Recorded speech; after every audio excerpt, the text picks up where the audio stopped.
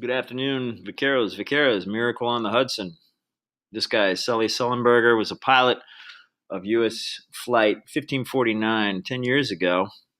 Took off and struck a flock of Canadian geese, which caused the engines to both burn out and fail. They couldn't be restarted.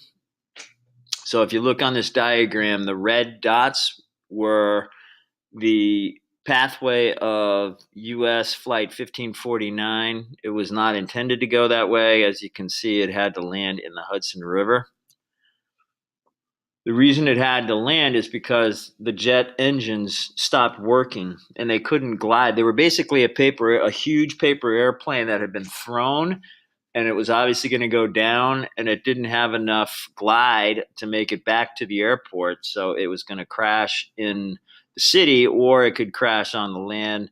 Sully said, let me put it down in the water. That way, if we're all going to die, it'll be just the people on the plane. However, he did such a good job. No one of the 155 were killed. They evacuated. They got out on the wings, and then they got out on the little flotation devices. Fortunately, there were a lot of boats around. You can barely see the tail of the U.S. Flight 1549 there sticking up. They were rescued within an hour and a half. Everybody made it ashore. There was one serious injury, but everybody else, minor injuries and what's called hypothermia. It was 19 degrees out. 19 degrees out. The water was 41 degrees, so you don't last very long. One person did swim for safety. 10 years later, 2019, about a month ago, they reunited, and they all had an incredible bond together. Everybody had a different experience. Pam Siegel, she was a passenger, wrote a book. She says it made me think about my life and the importance of family. Trip Harris, almost dying, made me a better father and husband. And Sheila Dale, she was a flight attendant. I'm a lot more grateful about my life. There were some difficulties. Many of them had what's called post-traumatic stress syndrome, but most of them came to appreciate their lives much greater than they had before. So here's a short reenactment. What you're about to watch is a 3D animation of what the flight looked like, and the recordings that you hear are the actual pilot flight control conversation.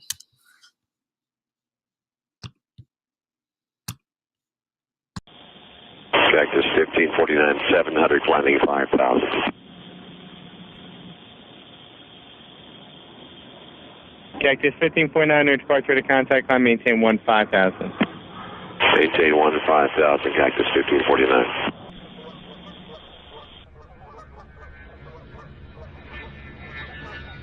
Cactus 1549, turn left lane 270. This is Cactus 1539, hit birds through lost thrust on both engines, returning back towards LaGuardia.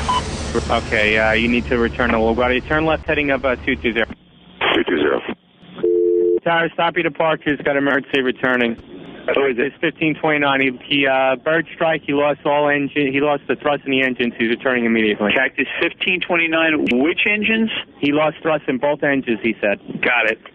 Cactus 1529. If we can get it for you, do you want to try to land runway 13?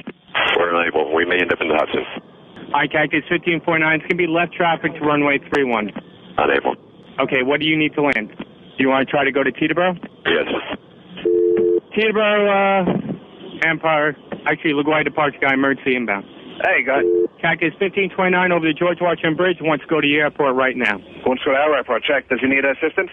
Yes, it was a bird strike. Can I get him in for runway 1? Runway 1, that's good.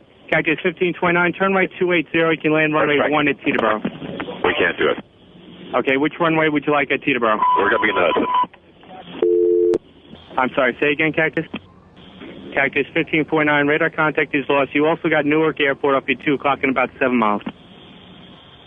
Eagle 5, 4718, turn left heading 210. 210, 4718. I think he said he was going in the Hudson. Cactus 1529, you saw him?